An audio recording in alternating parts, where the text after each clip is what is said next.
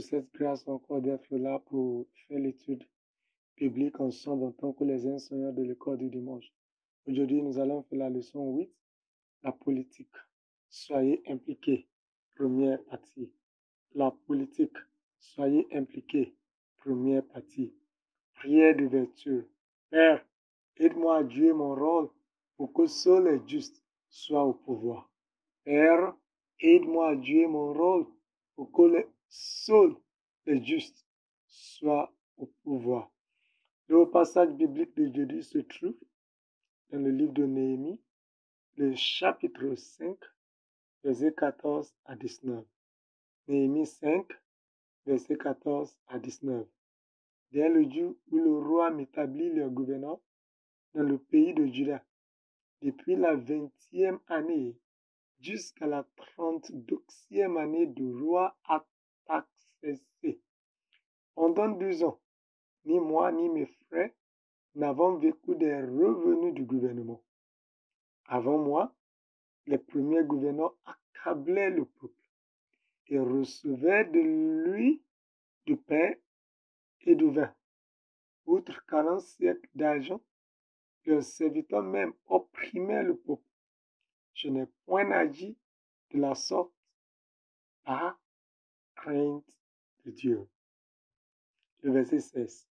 Bien plus, j'ai travaillé à la réparation de cette muraille et nous n'avons acheté aucun champ. Et mes serviteurs tous ensemble étaient à l'ouvrage.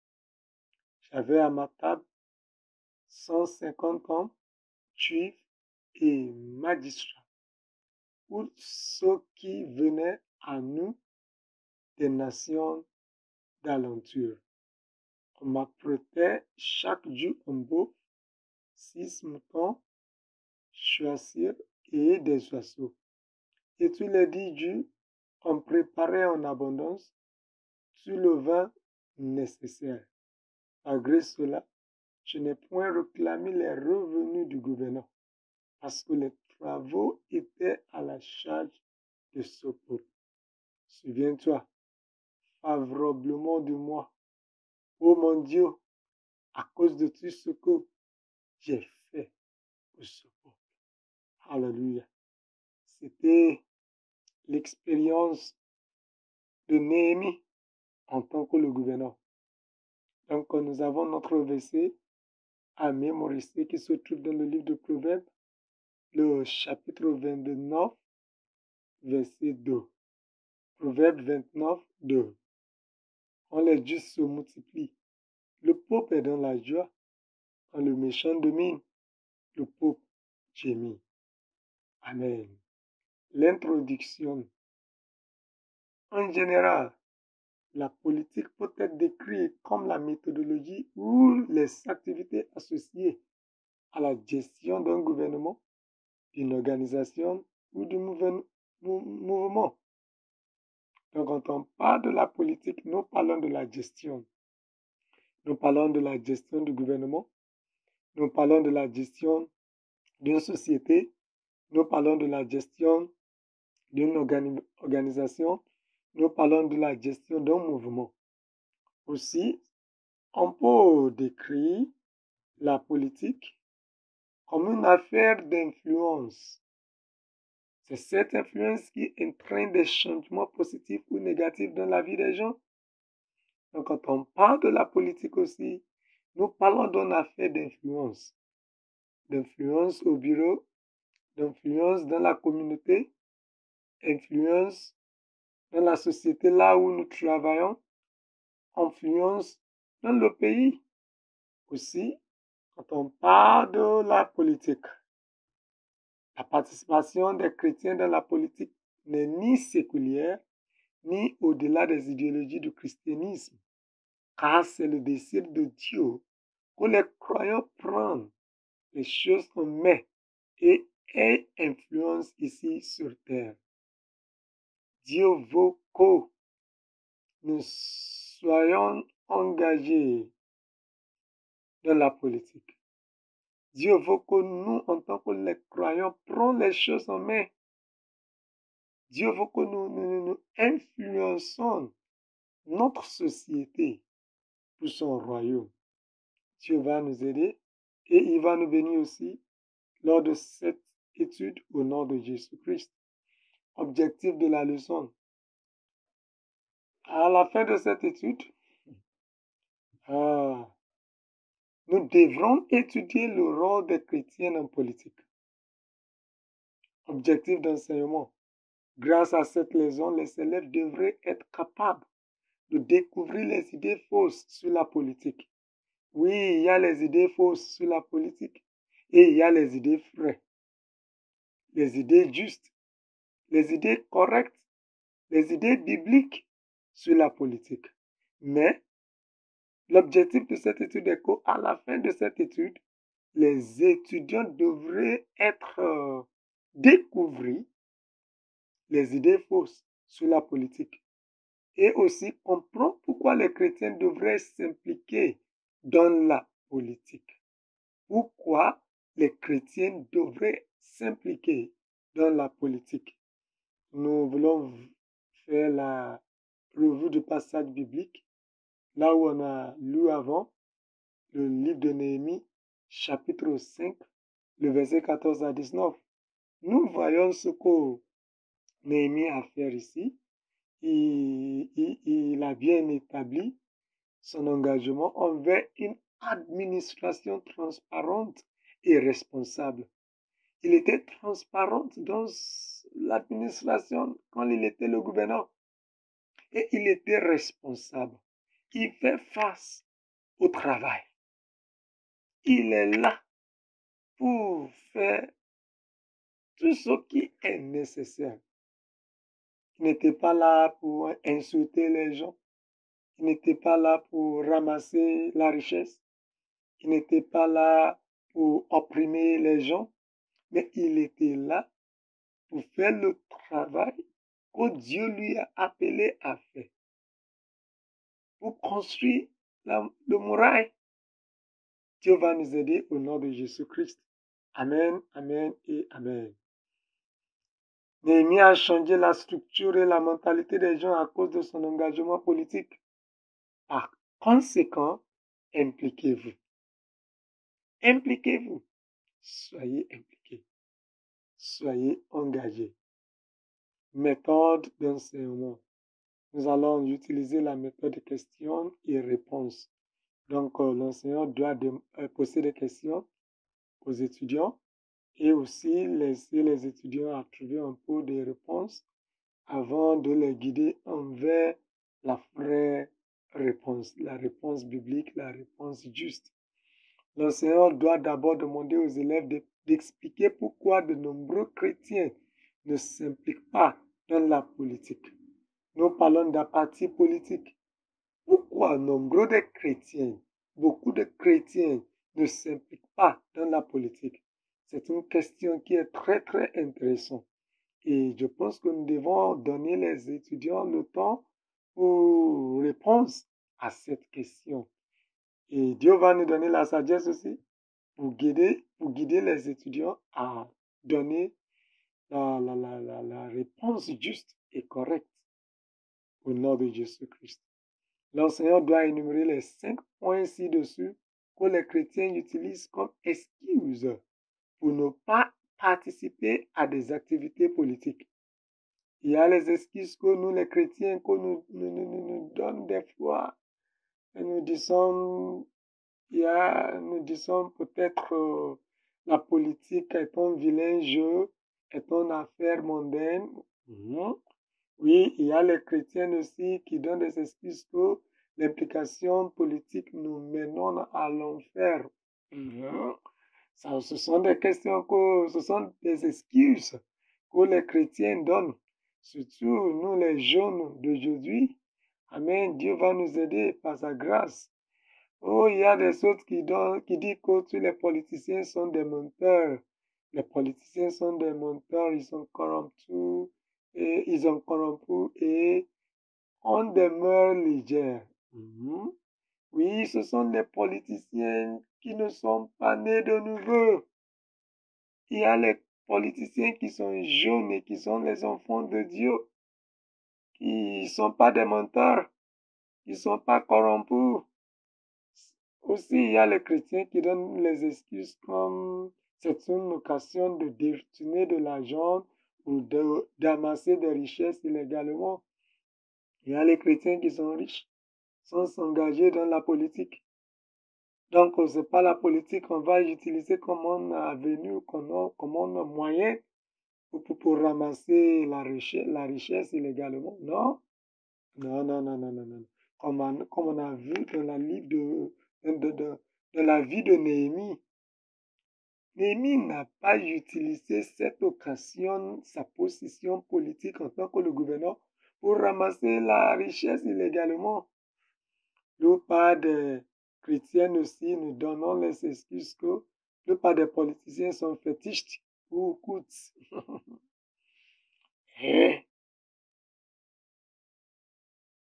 Ce sont les politiciens qui ne sont pas nés de nouveau. Ce sont les politiciens qui ne sont pas les enfants de Dieu.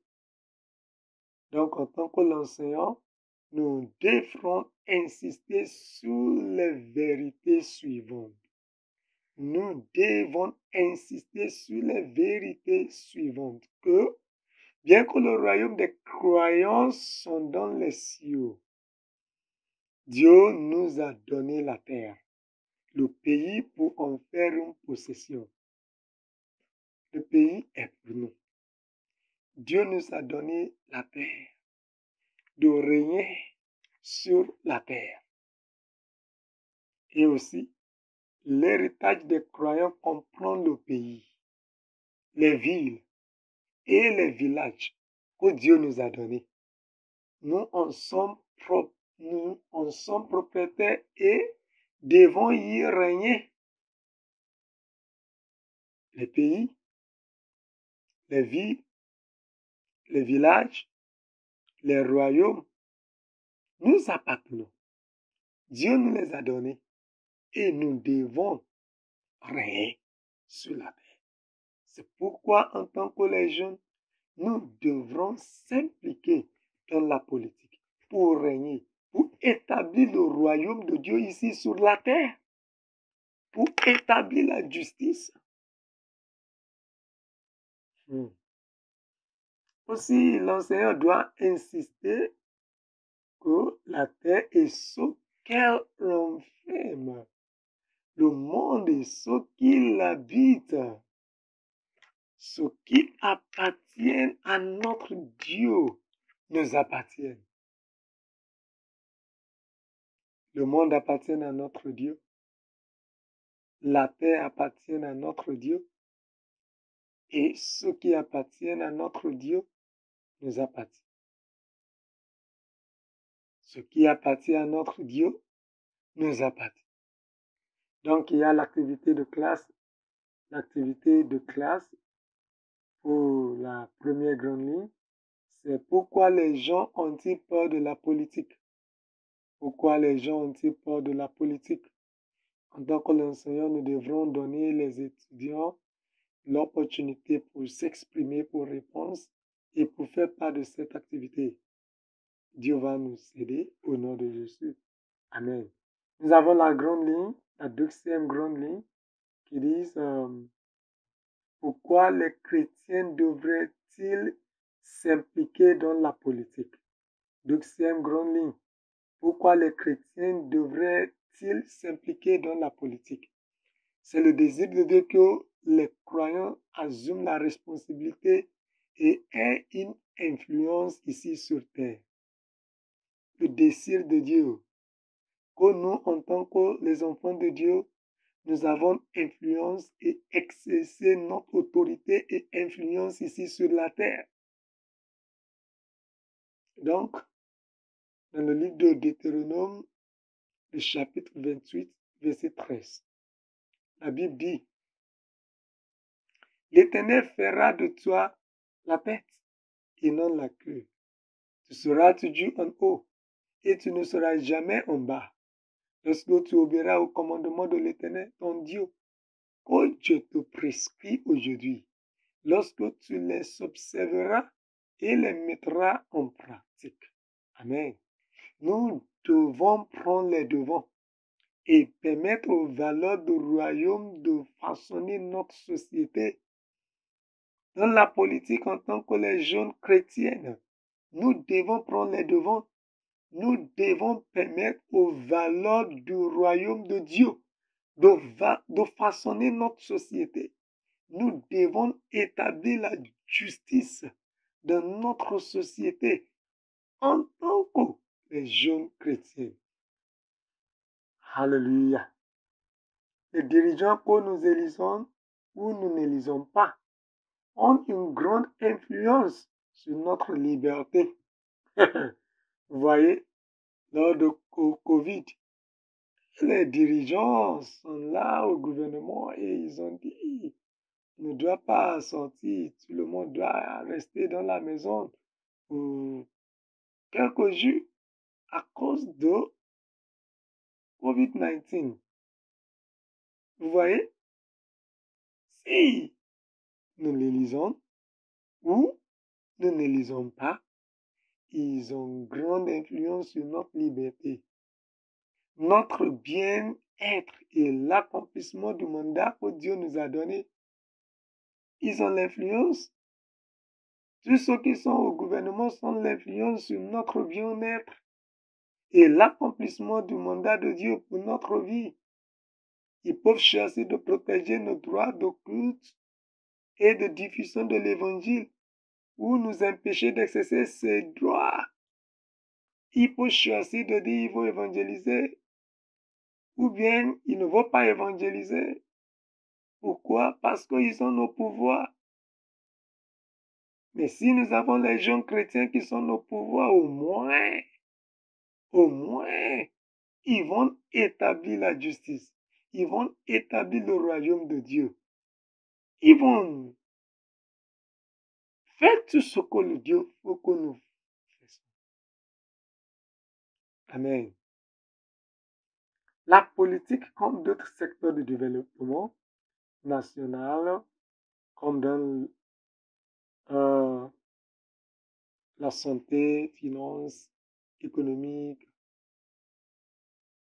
dans la société, devrait être explorée pour enseigner toutes les nations.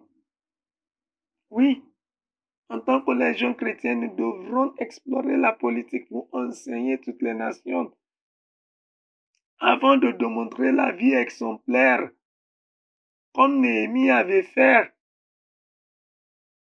et la saveur de la piété. La saveur de la piété. En tant que jeune chrétien, il faut explorer la politique pour démontrer la vie exemplaire de la justice, d'humilité, de la patience, de la sagesse de Dieu. Oui, ça c'est le mandat de Dieu pour notre vie. Amen. Daniel chapitre 6, le verset 1 à 3 a établi cela. Daniel 6, le verset 1 à 3. L'implication des chrétiens pieux dans la politique réduira la corruption. L'implication des chrétiens pieux dans la politique réduira la corruption. Ça va réduire aussi le désordre, les méfaits et d'autres vices socio-économiques dans la société. En tant que les jeunes chrétiens, nous devons explorer la politique pour pouvoir réduire la corruption, la désordre dans nos sociétés, tous les vices socio-économiques de la société. Amen. En tant qu'un chrétien, un jeune chrétien ou bien un chrétien jeune, nous devons s'impliquer dans la politique pour apporter des changements positifs et durables. Oui, nous devons être là pour apporter des changements positifs et durables. qui profiteront à la société. Nous devons être là, nous devons s'être engagés dans la politique pour faire des lois qui vont établir le royaume de Dieu. Nous devons être là pour faire des changements positifs dans l'économie. Nous devons être là pour faire des changements positifs dans la santé, dans le secteur de santé. Nous devons être là ou bien s'être engagés dans la politique pour faire la différence dans l'économie. Et aussi, pour cette 2e grande ligne, nous avons l'activité de classe qui dit qu'on peut faire les croyants pour éliminer la peur de l'échec ou de la défaite en politique. Qu'on peut faire les croyants pour éliminer la peur de l'échec ou de la défaite en politique. C'est une question très, très intéressante. Et en tant que l'enseignant aussi, nous devons donner, ou bien nous devons guider les étudiants à faire la réponse à cette question. Comment faire les croyants pour éliminer la peur de l'échec? Oui, il y a des chrétiens qui ont le désir, mais il y a la peur. La peur de l'échec, c'est normal. Donc, qu'est-ce qu'on peut faire pour éliminer cette peur? En conclusion, Dieu cherche toujours quelque juste pour élever les nations. Dieu recherche toujours les justes, les chrétiens, les jeunes chrétiens, les chrétiens jeunes qui sont responsables, qui sont disponibles pour s'engager dans la politique, pour élever nos nations. Amen. Donc, lors de l'évaluation, en tant que nous l'enseignons, pourquoi les croyants doivent-ils participer à la politique? On peut leur demander cette question pour les évaluer. Et la prière de clôture. La prière de clôture dit, Père, que tous tes enfants se réveillent de leur sommeil et de leur apathie politique. Amen. Nous avons aussi le devoir qui dit, mentionner 5 conséquences de nommer ou d'élire des personnes impies, des personnes mauvaises pour diriger, ceux qui ne sont pas nés de nouveau. Il faut mentionner les 5 conséquences. Que Dieu vous bénisse au nom puissant de Jésus-Christ. Amen. We shall come.